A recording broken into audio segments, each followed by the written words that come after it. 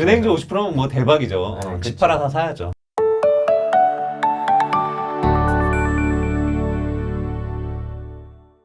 네, 안녕하세요. 제이드입니다. 네, 안녕하세요. 히타입니다. 신한금융투자 김수현 위원님을 모셨습니다. 네, 안녕하세요. 안녕하세요. 네. 저희가 한 2주 전에 이제 그로스파인더님 모셨을 때 금융주, 특히 네. 그 중에서도 은행주, 확정된 미래의 투자자 이런 컨셉으로 얘기를 해주셔가지고 저희 같은 주식쟁이들이 그렇죠. 은행주 이런 거 잘 매매 안 하잖아요. 네, 그래서 네. 금리 인상기에 정말 은행주가 정말 좋을까? 그런 게 궁금해서 한번 모셨습니다. 일단은 그 금리 인상기에는 은행주를 뭐 사자 뭐 이렇게 얘기하는데 사실 일정 부분 맞는 얘기인데요. 다만 이제 지금 뭐 보면은 이렇게 단기 금리는 좀 뭐 오르고 장기 금리는 빠지고 뭐 이런 상황이 지속되면은 사실 은행주한테는 안 좋을 수도 있어요. 왜 그러냐면 장기 금리라는 거는 시장에서 볼 때 이 10년물 장기 금리는 미래 경기가 안 좋을 수도 있겠구나. 뭐 이런 생각을 하면서 지금 빠지는 거거든요. 그러니까 이제 단순히 금리가 올라서 은행주가 좋다 이런 거는 좀 상당히 어려운데 하지만 이익 측면에서는 좋아지는 거는 맞아요. 네, 그래서 과거에도 보면은 우리가 2008년 잠깐 금리 인상기 빼고는 2000년 이후 모두 금리 인상 사이클에서 다 은행주가 시장을 더 아웃퍼폼을 한 거는 사실이고요. 그 이익을 보면은 마지막 금리 인상 사이클 대비로 올해 이미 컨센서스 이익이 그때보다 거의 한 60% 가까이 증가하는 걸로 지금 나타났는데 우리가 보통 은행 볼 때 ROE, PBR 이런 네, 거 그렇죠. 보거든요. 그건 또 훨씬 싸요, 지금. 그럼 왜 이렇게 싸냐? 뭐 이렇게 또 물어보실 수 있는데 뭐 그때랑 지금이랑 이제 다른 거는 뭐 코로나 때문에 규제가 좀 강화됐던 것들, 예, 이런 것들이 있었는데 이제 이것도 좀 이제 완화가 되겠죠? 네, 정권이 바뀌면. 네. 방금 이제 그 말씀해 주시는 것 중에 금리 인상기에는 확실히 은행주가 다른 섹터 대비 아웃퍼폼하는 경향을 보여왔다고 말씀을 주셨는데 제가 차트를 약간 돌려보니까 이게 약간 금리 인상기를 이렇게 뭐 전체를 놓고 봤을 때 초반에 좀 확실히 아웃퍼폼하는 건 있는데 조금 지나고 진짜 막상 인상기가 막 들어가고 나서는 되게 슬로우해지더라고요. 맞아요. 실제로 원래 주가가 그렇잖아요. 뭐 항상 그렇지만 그러면은 지금이 딱 그런 건가요? 지금이 초입이고 주가 보면은 사실 되게 아웃퍼폼 하고 있거든요. 사실 상대적으로. 이게 아무래도 인간이 굉장히 나약한 존재라서 백테스트를 할 수밖에 없잖아요. 미래를 전망하는 거는 거의 어렵고 그러다 보니까 과거 걸 계속 의존하게 되는데 과거에 보면은 금리 인상이란 거는 인간이 예측하기 좀 쉽잖아요. 그러니까 글로벌 경기가 회복되는 거를 가정을 해서 예측하기 쉽기 때문에 그 금리 인상 사이클에서는 주가가 약간 선행해서 움직이는 경향이 있고요. 은행이 실적이 좋아진 또 하나가 이제 그 대손이라고 하죠. 우리 크레딧이 굉장히 좋아지면서 근데 그 크레딧이란 건 예측하기가 되게 어렵거든요. 사실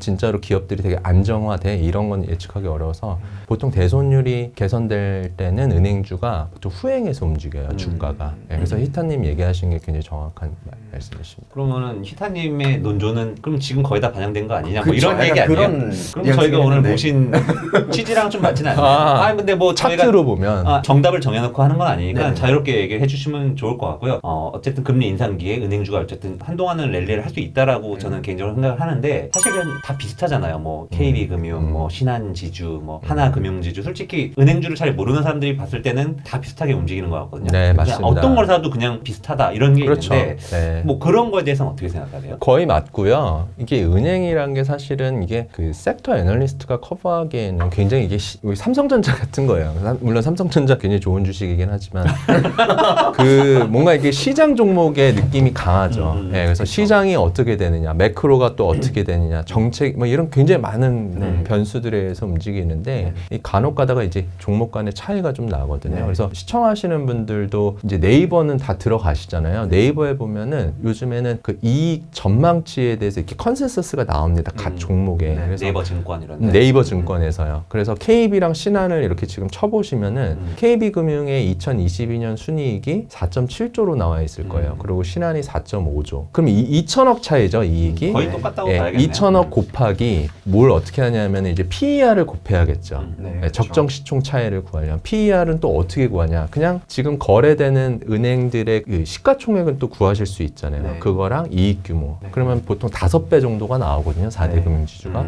정확하게 4.7배인데 그러면 아까 2천억 차이 곱하기 5배라면은 적정 시가총액 차이는 1조 원이 1조 맞죠. 정도. 근데 지금 오늘 보면은 4조가 좀 더 넘을 거예요. 그러면은 왜 이렇게 차이가 나냐? 신한이 뭐 사모펀드 이슈도 예전에 있었고 유상증자도 있었고 있었고 그 외에 다른 노이즈가 또 있나 쭉 찾아보시고 이제 별로 큰 문제가 없을 것 같은데 하면은 그때 사실은 어떻게 보면 갭 플레이를 하실 수 있는 거죠. 이런 경우들이 간혹 가다가 이제 발생하는데 지금은 저희가 봤을 때는 KB 신한이 좀 대표적으로 그렇게 매매할 수 있는 상황이라고. 그럼 저희 구독자분들께서 지금 신한 지주가 사실 차트만 봐도 또 괜찮더라고요. 상대적으로 좀 편안한 자리에 있고 지금 사셔서 뭐 올해 가을이나 겨울까지 가져가신다. 그러면 이제 기대할 수 있는 수익률은 어느 정도로 볼 수 있을까요? 제가 이제 신한지주를 추천드릴 수는 없어요. 왜냐하면은 제가 그 신한에 있기 때문에 컴플라이언스상 매수 의견을 드릴 수는 없고요. 예시를 말씀을 드린 거예요. 그래서 이제 지금 우리가 은행을 이렇게 쭉 보면은 ROE랑 PBR 뭐 이게 좀 어려운 개념이긴 한데 뭐 그렇게 좀 비교를 해봤을 때 네. 이론적으로는 ROE가 과거 사이클보다 훨씬 높거든요. 그 밸류에이션 레벨까지 간다고 하면 사실은 네. 이제 이론적인 겁니다. 50% 정도 업사이드가 있죠. 아, 예.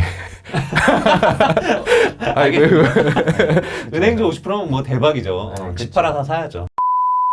요새 그 보면은 뭐 원전도 그렇고 뭐 건설도 그렇고 사실 정권이 바뀌는 그 규제 변하는 거에 따라서 되게 주가가 민감하게 움직이는 시장인데 금융 섹터에서 규제가 좀 풀리거나 정책이 좀 변하거나 하는 걸로써 좀 기대해 볼 수 있는 그런 영향들이 있을까요? 네, 지금 뭐 윤 당선자께서 이제 뭐 LTV 완화하면서 DSR까지 같이 얘기를 하니까 이제는 뭐 카카오뱅크랑 KB금융이랑 약간 이제 롱숏 반대로 주가가 움직인다고 하는데 네. 이제 그런 플레이를 기관이나 외국인이 많이 했었어요, 사실. 왜냐면 둘 다 모기지나 가계대출 쪽에 이제 포커스되어 있는데 그걸 카뱅이 가져간다고 생각했거든요. 근데 이제 지금 좀 같이 움직이죠. 그래서 이 두 은행이 요즘에는 같은 방향으로 좋은 흐름을 보이고 있고 예, 그런 상황입니다. 네. 요즘 젊은 분들은 대부분 카뱅을 쓰세요 보면. 네. 근데 뭐 카뱅이 작년에 상장했나요? 작년에 상장했죠. 근데 8월에. 시가총액을 보니까 뭐 지금 이미 KB금융이랑 비슷한 수준이고 신한 하나금융지주보다는 오히려 한 4, 5조 정도 높고 머리로 생각했을 때 느껴지는 성장성으로는 카카오뱅크가 좋은 건 알겠는데 네. 자산 규모라든가 여러 가지를 봤을 때 사실 좀 비교를 직접적으로 하기에는 좀 차이가 좀 있는 상황이잖아요. 근데 시총은 지금 거의 제일 높은 편이고 네. 그래서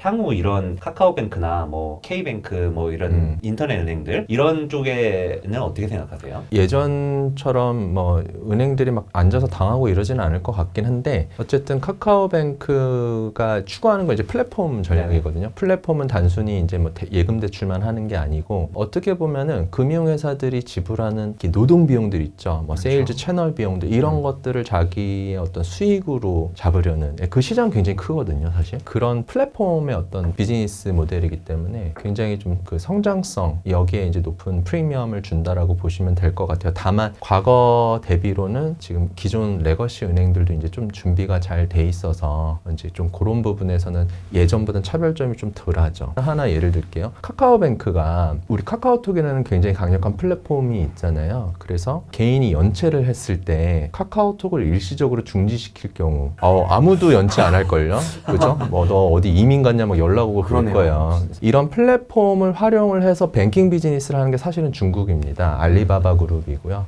알리바바는 자기가 뱅크를 하는데 거기에 셀러들이 연체하면 내쫓아요.